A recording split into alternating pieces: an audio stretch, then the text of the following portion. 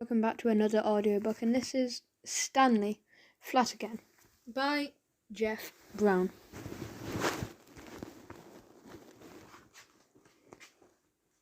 Chapter 1. A Morning Surprise. Mrs. Lanchop was making breakfast. Mr. Lanchop was at the kitchen table, helped by reading bits from the morning paper.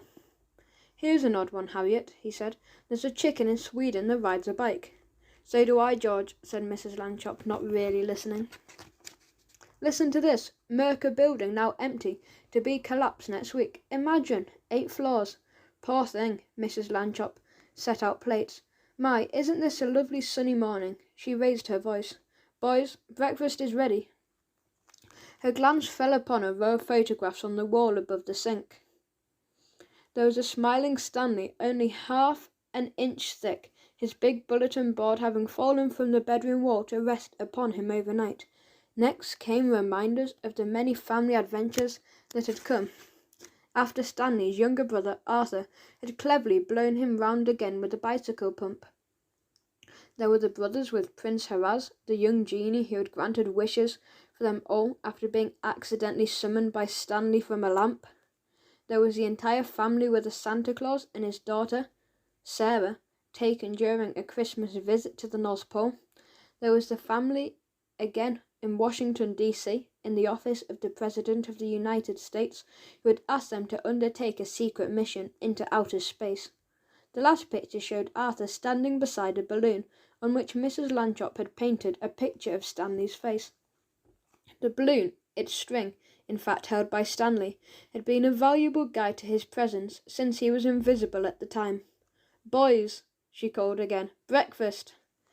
In their bedroom, Stanley and Arthur had finished dressing. While Stanley had filled his backpack, Arthur bounced a tennis ball. "Let's go," he said. "Here, catch." Stanley had just reached for a book on the shelf by his bed. The ball struck his back as he turned, and he banged his shoulder on a corner of the shelf. "Ouch!" "Sorry," Arthur said. "But let's go, okay? You know how long—" "Stanley! Why are you shouting?" Stanley adjusted his backpack. "Come on, I'm so hungry." He paused. "Oh boy, Arthur, do you see?" "I do, actually." Arthur swallowed hard. "You're, flat." The brothers stared at each other. "The pump," Stanley said. "It might work again." Arthur fetched the bicycle pump from their toy chest, and Stanley lay on the bed with the hose end in his mouth. Arthur gave a long, steady pump. Stanley made a face. "That hurts." Arthur pumped again, and Stanley snatched the hose from his mouth. "Ow, that really hurts. It wasn't like that before. We'd better stop." "Now what?" Arthur said. "We can't just hide in here forever, you know." Mrs. Lanchop's call came again. "Boys, please come." "Do me a favour," Stanley said. "You tell them, get them ready, okay?" "Okay," said Arthur, and went to tell. Arthur stood in the kitchen doorway. "Hey, guess what?" he said. "Hay is for horses, dear," said Mrs. Lanchop. "Good morning. Breakfast is ready." "School, Arthur," Mr. Lanchop said from behind his newspaper. "Where's Stanley?" "Guess what?" Arthur said again. Mrs. Lanchop sighed. "Oh, all right. I can't guess. Tell." "Stanley's flat again," said Arthur. Mr. Lanchop put down his paper. Mrs. Lanchop closed her eyes. "Flat again. Is that what you said?" "Yes," said Arthur. "It's true." Stanley stood now beside Arthur in the doorway. "Just look." "Good grief," said Mr. Lanchop. "I can't believe that bulletin. It didn't fall on me this time," Stanley said. I just got flat. Arthur tried to pump me up like before, but it hurt too much." "Oh, Stanley." Mrs. Lanchop ran to kiss him. "How do you feel now?" "Fine, actually," Stanley said. "Just surprised. Can I go to school?" Mrs. Lanchop thought for a moment. "Very well. Eat your breakfast. After school, we'll hear what Dr. Dan has to say."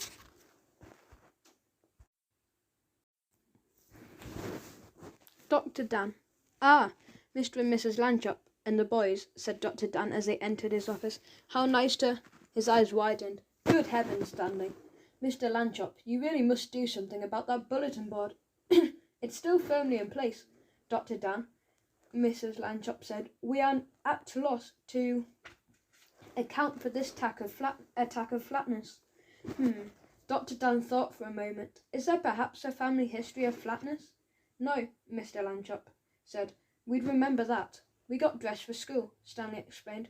We didn't even have breakfast, and all of a sudden I got flat. Dr. Dan frowned. Nothing happened? Nothing at all? Well, Arthur hit me with a tennis ball, Stanley said, and then I banged my shoulder on. Aha! Jumping up, Dr. Dan took a large book from the case behind his desk and began turning pages. This is Dr. Franz Gemister's excellent, difficult and peculiar cases. Just let me find. Here it is. Flatness, page 217. He read aloud. Sudden flatness is extremely rare. Minimal documentation. Hersey reports. Here it is. Account dating back to the mid-5th century AD. During battle, Mongo, the fierce, and aide to Attila, the Hun, was struck twice simultaneously from behind, and at once became no thicker than his shield.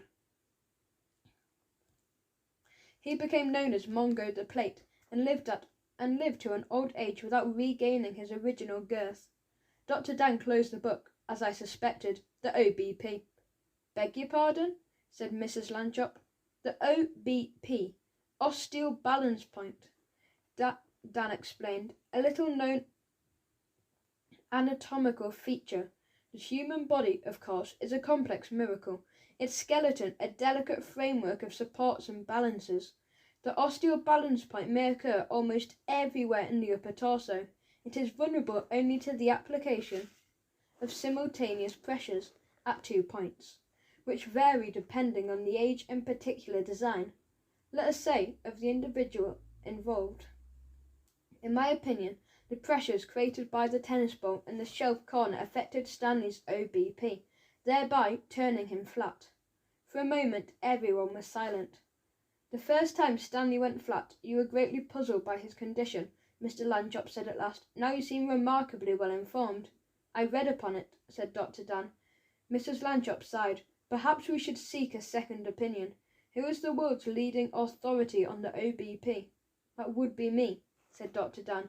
I see. Well, we've taken enough of your time. Mr. Lanchop rose, motioning his family to follow. Thank you, Dr. Dan. At the door, Mrs. Lanchop turned. Perhaps if we found the OBP, we could make Stanley... No, said Dr. Dan. It would be dangerous to put the lad through such a skeletal strain again. In finding the OBP, not very likely, I'm afraid. Arthur had an idea. I know. If we all got sticks and hit Stanley all over at the same time and kept doing it then. That will do, Arthur, Mr. Lanchop said, and led his family out. Stanley sails. Early the next Sunday morning, Mr. Lanchop had a call from an old college friend, Ralph Jones. Just wanted to remind you, George, that Stanley and I have a date to go sailing today, he said. He's looking forward to it, Ralph. Mr. Lanchop hesitated. I should mention, perhaps, that Stanley has gone flat again. Mr. Jones sighed. I thought he'd got over that. Well, I'll pick him up at 10.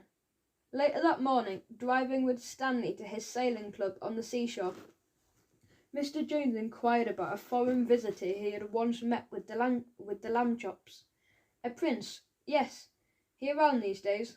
Stanley knew what he meant by the young genie, Prince Haraz, but it would be difficult to explain not only the genie part, but also that Haraz had returned to the genie kingdom from which he had come. No, Stanley said. He went home, actually. Too bad. Mr. Jones was famous for his amazing memory. Haraz, as I recall, Prince Farim Mustafa Aslan Mirza Melek Namurd Haraz. Right, said Stanley. In the harbour of the sailing club, Mr. Jones prepared his boat, Lovebug, and explained it to Stanley. This big sail here is the mainsail, and that's the rudder back there for steering. In this zip bag is another sail, called a spinnaker. We'll use that one for extra speed when we're running before the wind. See that boat way out there? How its spinnaker, I'm so sorry if I've said that wrong, is puffing out front.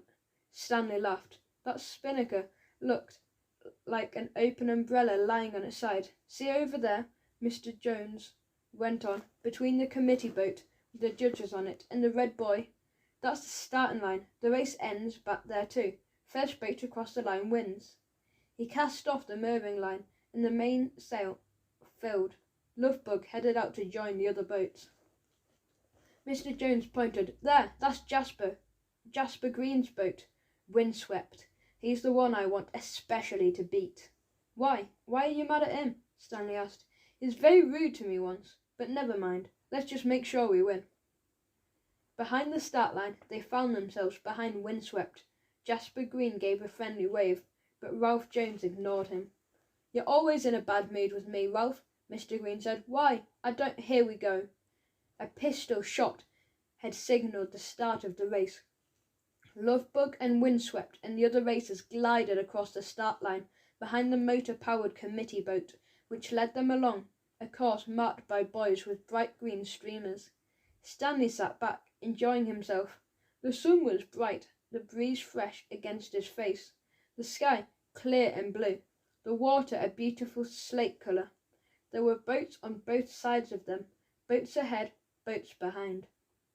How pretty they were, their white sails making cheerful crackling sounds as they billowed in the wind. Along the shore, people waved from the porches of their houses, their voices carrying faintly on the wind. Way to go! Looking good, sailors! Looking flat, one of them. Stanley waved back, knowing that this teasing was kindly meant. Lovebug passed other boats, but there were many more still ahead, and now they were almost abreast of Windswept. Stanley saw that Jasper Green had hoisted his spinnaker, and the other boats had too. I've got you beat, Ralph, Jasper Green shouted. We'll just round this point, Stanley. Then, now, exclaimed Ralph Jones, let's show Jasper what running before the wind really means. He attached his spinnaker to a halyard and ran it up the mast. Whoosh! The spinnaker billowed out, and Stanley felt Lovebug surge forward, as if pushed by an invisible hand. Here we go, shouted Ralph Jones. They passed 5 more boats, 3 more, then Windswept. They were ahead of everyone now, and the finish line lay ahead. We're going to win, Stanley shouted. Yes, Ralph Jones shouted back. Just wait till Jasper... Rip! The sound came from above. Looking up, they saw that the top of the spinnaker had torn. Rip! The rip streaked downward, and now the spinnaker, torn, all the way down, flapped uselessly in the wind. Lovebug slowed. Drat! Mr. Jones did his best with the mainsail. Drat, drat, drat! Windswept came up behind them. Tough luck, called Jasper Green. Ha ha! Drat! Mr. Jones sighed. Nothing we can do, Stanley, unless... This may be crazy, but Stanley, perhaps you could be our spinnaker. What? Stanley shouted. How? Good question, said Mr. Jones. Let's see. First, go take hold of the mast. Now maybe... Excuse me, Stanley said, but did you ever do this before? Stanley, nobody ever did this before.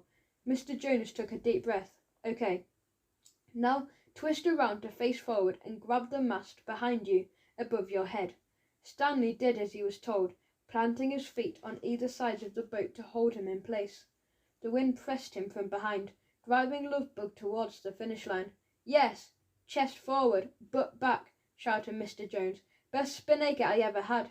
In a moment they had passed Windswept, and Stanley could not help laughing at the surprise on Jasper Green's face. And then they were across the finish line. Lovebug had won. Back in the clubhouse, Jasper Green would not admit that he had lost. A flat person used as a sail? He had never seen that before, he said, and he went to the race committee office to complain. But he returned shortly to report that Lovebug had indeed won. The committee had advised him, he said, that there was no rule against a crew member allowing the wind to blow against them. Great sailing, Ralph, he said. I thought it was my race, I really did. Thank you, Jasper, Mr. Jones said, but Stanley noticed that he did not smile. Jasper Green noticed too. Ralph, you're still mad at me, he said. But why? You spilled coffee on my white trousers, Jasper said. Ralph Jones. And you just laughed when I jumped up. What? Jasper Green seemed greatly surprised. I don't remember. Where? When? We were having lunch, said Mr. Jones, at the old Vandercook Hotel. The Vandercook? It closed down 20 years ago. Mr. Green slapped his forehead. I do remember. That lunch was 20 years ago, Ralph. 21, actually. All right, said Mr. Green. I apologise for heaven's sake. Ralph Jones smiled warmly. Perfect. All right, Jasper, he said. Don't give it another thought. Chapter 4. Back at school. Back at school, Stanley was pleased that his classmates, who still remembered his previous flatness, made no great fuss about it now. Mostly, they expressed only cheerful interest. Feeling okay, Stan? They said, and looking sharp, man. See? Get the joke? Only mean Emma Weeks was unpleasant. Her, Mr. Show-Off again. Emma said one day, but Stanley pretended not to hear. He had been back at school for a week when a newspaper, learning of his unusually shaped student, sent a photographer to investigate. He found Stanley watching a practice on the football field. Flashing Tobin, he said, from the Daily Sentinel. You're the flat kid, right? Stanley thought he must be joking. How did you know? He said, joking back. How did I? The photographer laughed. Oh, I get it. Can I take your picture, kid? Right, here by the goalposts. Stanley nodded. The Flash Tobin took his picture. I heard there was a flat kid here before, he said. Helped catch sneak thieves at the famous Museum of Art. But that kid, I heard he got round again. It was me, Stanley told him. You go back and forth, huh? The photographer was impressed. Okay, get round now. I'd like a shot of that too. I can't just do it when I want, Stanley explained. The first time my brother had to blow me up with a bicycle pump. Make a great picture, Flash Tobin said. Shook his head. Well, we'll just go with the flat. Stanley's picture was in the Daily Sentinel the next morning, and Arthur could not help showing his jealousy. Stanley was always getting his picture in the paper, he said. Didn't they see how interesting it would be to have a picture of his brother? There was a football team practice that afternoon, and the day was windy. It was worrisome, the coach said. The way Stanley got blown about, perhaps for the sake of the team, he should switch to an indoor sport. Stanley loved football, and the more he thought about what the coach said, the sadder he felt. Miss Elliot, his form teacher, noticed that he was not his usual cheery self. Mr. Redfield, the new guidance counsellor, is said to be very helpful to troubled students, she told him. Shall I ask him to find a time for you? I guess, Stanley said, and Miss Elliot spoke to him again after lunch.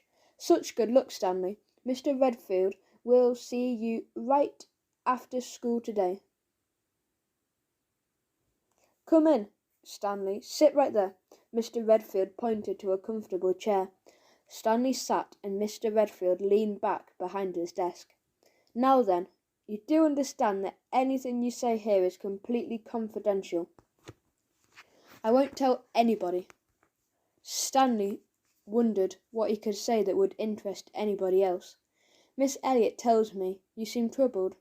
Mr. Redfield lowered his voice. What's wrong? I'm not sure, actually, Stanley said.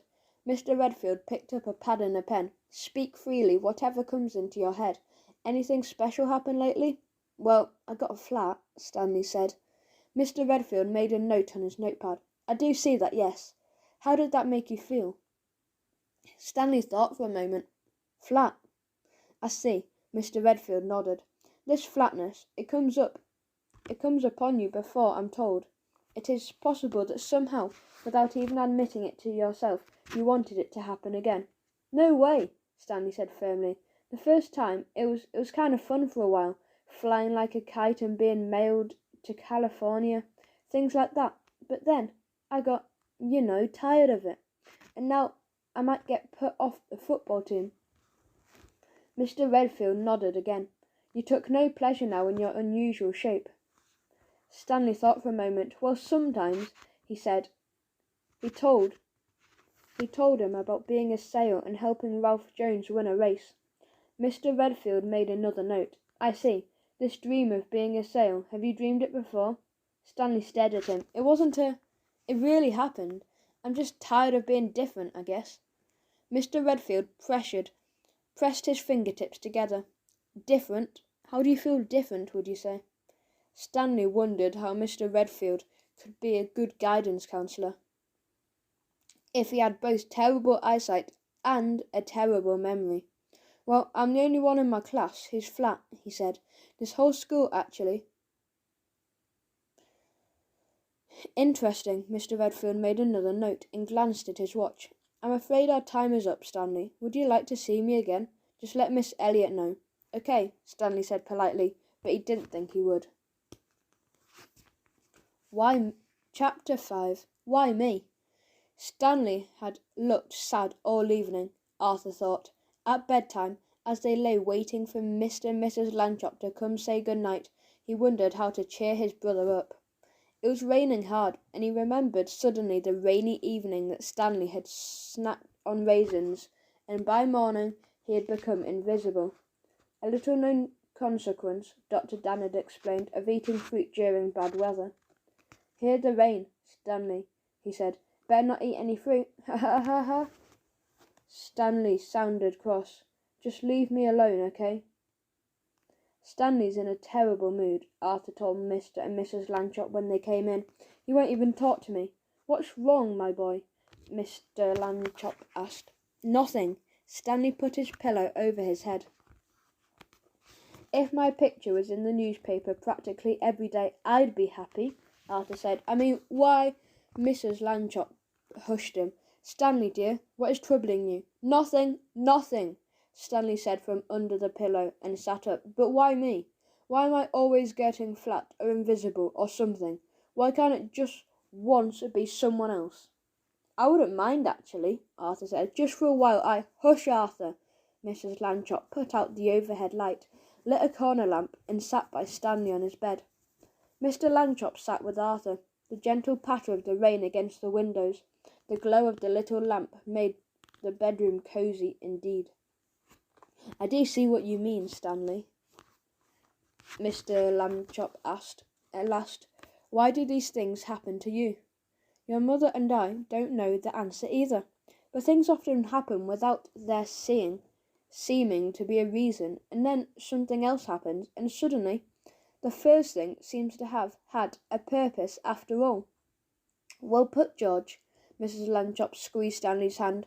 What we do know, Stanley dear, is that we're very proud of you and love you very much, and we understand about the flatness and all the other unexpected happenings, and how upsetting it must be. It sure is, said Stanley. How do you like never knowing when you might be flat or invisible?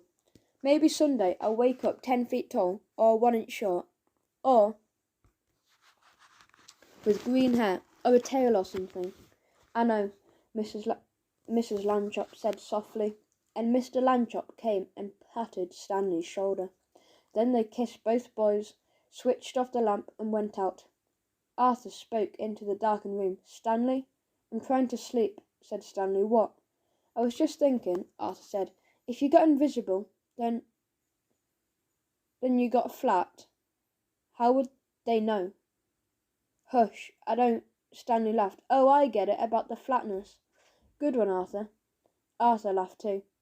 Quiet, please, said Stanley. I'm trying to go to sleep. Okay, Arthur said, but he chuckled several times before he fell asleep.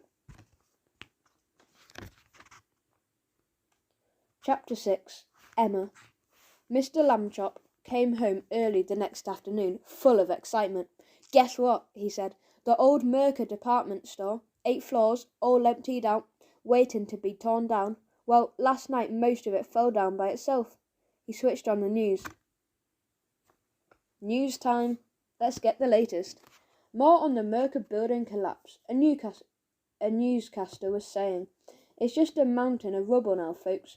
3 workmen have been treated for minor bruises, but no other injuries are reported. The public is requested to avoid the area until... A young woman ran on, handed him a slip of paper and ran off again. Hold on, this just in, the newscaster read from the slip. Wow, a little girl is trapped under all that wreckage. Emma Weeks, daughter of local businessman Oswald Weeks. Emma Weeks, Stanley exclaimed. She's in my class. No wonder she wasn't at school today. Emma's not hurt, it appears. the newscaster continued. Firemen called to the scene can hear the calling up through the chinks in the wreckage, demanding food and water. But Fire Chief Johnson has forbidden any rescue efforts. Any disturbance, any shifting of the wreckage, he says, might bring the rest of the building crashing down. Now here's Tom Miller. The TV screen showed a reporter with a microphone standing by the wreckage building. Emma Weeks, shouted the reporter, holding his microphone up to the crack. Do you hear me? Are you all right? Emma's voice was faint but clear. Oh, sure, I'm just great. I hope a building falls on me every day, you know. Come on, get me out of here. Mrs. Lambchop sighed. Such an unfortunate tone. She is under great strain, of course. Emma's always like that, Stanley said. Half an hour later, while Mrs. Lambchop was preparing supper, a siren sounded outside, then died away. Opening the front door, Mr. Lambchop saw a fire department car at the curb. On the doorstep stood Fire Chief Johnson and a very worried-looking man and woman. Mr. Lambchop, said Chief Johnson, I'll get right to the point, sir. I reckon you heard about little Emma Weeks trapped in the Merker wreck. Well, Mr. and Mrs. Weeks here, and me, we'd like a word with you folks. Of course.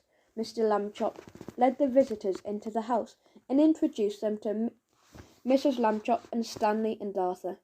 Oh, Mrs. Weeks, Mrs. Lambchop cried, your poor daughter. You must be dreadfully worried. We are indeed, said Mrs. Weeks, but Chief Johnson thinks your Stanley might be able to save Emma. Who? Me? And who? Stanley, said Stanley and Arthur. Chief Johnson explained. Problem is that if police or one of my firemen tries to dig his way into Emma, the whole rest of the building would crash down on him. Too bad we don't have a flat fireman. I was thinking. Flat fellow could squeeze through all those narrow openings we know out there. 'Cause we hear Emma when she calls. Then I recollected the newspaper story with a picture of Stanley here. Hit me right away. That boy can maybe wiggle into Emma. For a moment everyone was silent. Then Mrs. Lambchop shook her head. It sounds terribly dangerous, she said. I'm sorry, but I must say no. It is a tad risky, ma'am, said Chief Johnson. But we've got to remember the boy is already flat. Mrs. Weeks sobbed. Oh, poor Emma. How are we to save her? Mrs. Lambchop bit her lip. Stanley remembered something. I was just thinking, he turned to Mr. Lambchop. The other night, when I got mad about all the crazy things that keep happening to me, remember what you said. You said that sometimes things happen that nobody can see a reason for, and then afterwards some other thing happens, and all of a sudden it seems like the first thing had a reason after all. Well, I was just thinking that me getting flat again was one crazy thing, and that maybe Emma getting stuck where I'm the only man who can try to save her, that might be the second thing. Mr. Lambchop nodded and took Mrs. Lambchop's hand. We should be very proud of our son, Harriet. Mrs. Lambchop thought for a moment. Stanley, she said at last, will you be very, very careful not to let the enormous building fall on you? Okay, sure, Stanley said. Mrs. Lambchop turned to Mr. and Mrs. Weeks. We will allow Stanley to help, she said. He would do the best for Emma. Fine boy we got here. Brave as a lion, shouted Chief Johnson. Now listen up, folks. Mrs. Lambchop, you help me get things ready. Then Stanley can go right in after Emma. Got that? Everybody meet us at the Merker building in 30 minutes from now. Chapter 7. Where are you, Emma? In the late afternoon sunlight, at the terrains of the old Merker building, the Lambchops and the Weekses watched Chief Johnson prepare Stanley for his rescue attempt. Flash Tobin, the Daily Sentinel photographer, was there too, taking pictures. Mrs. Lambchop had supplied 2 slices of bread and cheese, each wrapped in plastic, and her grandfather's flat silver cigarette case filled with fizzy grape drink. Chief Johnson taped the bread and cheese packets to Stanley's arm and legs, the cigarette case to his chest, and gave him a small flat torch. Then he led Stanley up to a tall crack in the wreckage. Emma, he shouted, fella's coming to help you. When he calls your name, you holler back, here, so he knows which way to go. Got that? Emma's voice came faintly. Yeah, hurry up, I'm starving. Chief Johnson shook Stanley's hand. Get going, son. The errant sunlight glowed warmly on the red bricks of the fallen building as Stanley stepped close to the crack. Mrs. Lambchop waved to him, and Stanley waved back. How handsome he is, she thought. How brave, how tall, how flat. Stanley took 2 steps forward and disappeared sideways through the crack. A moment later they heard her shout, Hey, it's really dark in here. Hay is for horses, Stanley, Mrs. Lambchop called back. Oh, never mind. Good luck, dear. This was a dark greater than any he had ever known. Stanley could almost feel the blackness on his skin. He clicked his torch and edged forward without difficulty, but then the crack narrowed, slowing him. The bread slice on his left leg had scraped something, loosening the tape that held it. Pressing the tape back into place, he wiggled forward until he came to what seemed like a dead end. But a little swing of the torch showed cracks branching right and left. Emma, he called. Here. Her voice came from the right, so he moved along that branch. Emma. Yeah, what? When I say your name, you're supposed to say here. I already did that. He followed another crack to the left. Emma. There was no answer. Stanley managed a few more feet, and then, quite suddenly, the crack widened. He called again. Emma. Bananas. Keep talking, he shouted. I need to hear you. Bananas. Here. Blah, blah. Whatever. Hey, I can see your light. And then there she was. The crack had widened to become a small cave, at the back of which sat Emma. Her jeans and shirt were smudged with dirt, but it was most surely Emma squinting against the brightness of his light. You, she exclaimed, from school, the flatty. Don't lose your temper, Stanley told himself. I was the only one they thought could get in here. How are you doing, Emma? Emma rolled her eyes. Oh, just great. A whole building follows on me, and then they send in a flatty. And now I'm starving to death. Stanley untaped the slices of bread and cheese and handed them over. Cheese, huh? Emma put her sandwich together and took a bite. I hate cheese. Got anything to drink, Flatty? Please don't call me Flatty. Here. He held out the silver cigarette case. Emma rolled her eyes again. I'm not allowed to smoke. It's a fizzy drink. She opened the cigarette case and sipped. Blah, I hate grape. Chief Johnson's voice rose from a hole in the wall behind her. Stanley, you there yet? Emma jerked her thumb at the hole. It's for you, Flatty. I'm here, Chief, Stanley called. I'm here, Chief, Stanley called. Emma's okay. He heard cheering, and then the Chief's voice came again. See a way out, Stan? I haven't had a chance to look around yet. Emma's eating. We'll wait. Over and out, Stan. You too, Stanley called. He waited until Emma had finished her sandwich. Emma, how did you get into this mess? What did you come in here for? I just came over to look, Emma said, and they had all these signs, danger, keep out, all over the place, even behind the parking lot. Keep out, danger. Danger. I really hate that, you know. So there was this door, and it was open, so I went in. She finished the fizzy grape drink. Okay, let's go. Not the way I came in, Stanley said. I could barely squeeze through, and we have to be careful because... I know, Emma interrupted. Chief What's-His-Name kept telling me, don't move around. The whole rest of the building might crash down. So am I supposed to live down here forever? This door you came through, Stanley said. How far did you come to find the sort of cave we're in? Who said anything about far? I just got inside, and there were these crashing noises, and the whole building was shaking, and I fell down right here. The crashing went on forever. I thought I was going to die. Calm down. An idea came into Stanley's head. Just where was this door, do you remember? Over there somewhere. Emma pointed into the darkness of a corner behind her. Stanley swung his light, but saw only what seemed to be a solid wall of splintered boards, rocks and bricks. Emma pointed a bit left, then right. Maybe there? I don't know. Was that supposed to take pictures or something? What difference does it make? "We might be just a little bit inside that door," Stanley said, "and what we want to do is to be just outside of it." Moving closer to the corner, he saw that a jagged piece of wood protruded at waist level. It came out easily, then he tugged, followed by loose dirt. Emma stood beside him. "Why are you making this mess?" He poked in the hole with the stick. "Maybe I'll find—" Dirt cascaded from the wall, covering his shoes. He saw light now, not just a little circle from his torch, but daylight, unmistakably daylight. "Ooh," said Emma. Stanley made the hole still larger, and they saw the door lay on its side, across the bottom of the hole.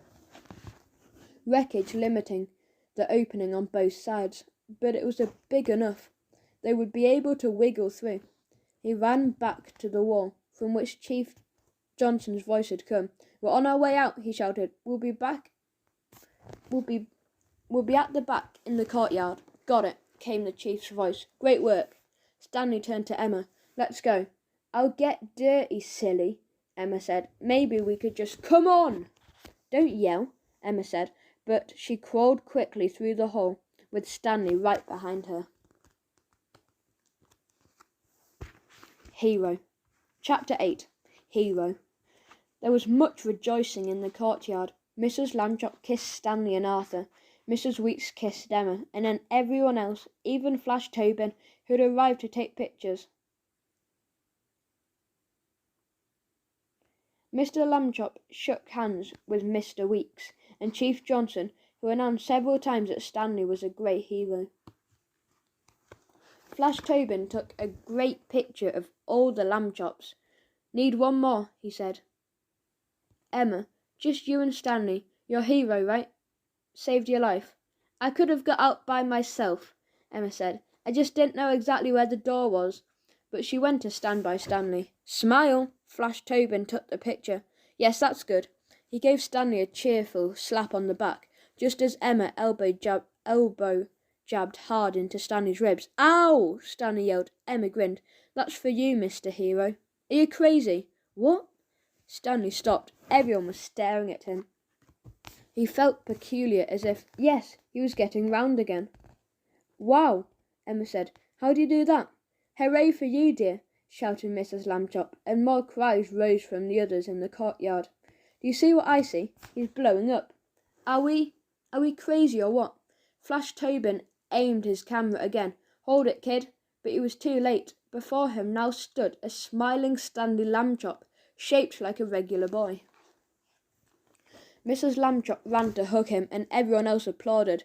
13 years with the fire department, and I never saw anything like that," said Chief Johnson. "Wouldn't have missed it." "I'm really glad," Stanley said. "But what made it happen?" "What Dr. Dan said," shouted Arthur. "Remember, the the OBP, the osteo balance point." Mr. Lambchop smiled. "Yes." The slap on the back from Flash Tobin and the poke from Emma, that did it. A board fell from the tilting roof of the Mercer building, landing in a corner of the courtyard. "Let's go, folks," said Chief Johnson. "We're not safe here." Everyone went home. Chapter 9. Fame. At bedtime the next evening, the Lambchops read again the Daily Sentinel that they had enjoyed so much at breakfast that morning. The front page headline read, "Rude Girl Saved, Flat Rescuer Regained Shape." Beneath that were 2 Flash Tobin photographs. The Lambchop family picture and the one of Stanley and Emma taken just before she poked him in the ribs. Arthur was particularly pleased with the family picture. Finally he said, "Not just Stanley. People could have been wondering if he had a brother, you know. Can I have this one?" "You may," said Mrs. Lambchop. "I want the one of Stanley with Emma for my kitchen wall." "I don't care about pictures," Stanley said. "I just hope I never go back to being flat." Mrs. Lambchop patted his hand. "I told Dr. Dan of your recovery, dear. He thinks it's most unlikely the flatness will occur again." "Yay!" said Stanley. Arthur cut the family picture out of the paper and used a red pencil to draw an arrow. Pointing up at him in the white space at the bottom, under the arrow, he wrote, "Hero's brother." Then He taped the picture to the wall above his bed. Soon, all the lamb chops were asleep. I hope you enjoyed this audiobook. More audiobooks will be to come very shortly. Like, subscribe. See ya.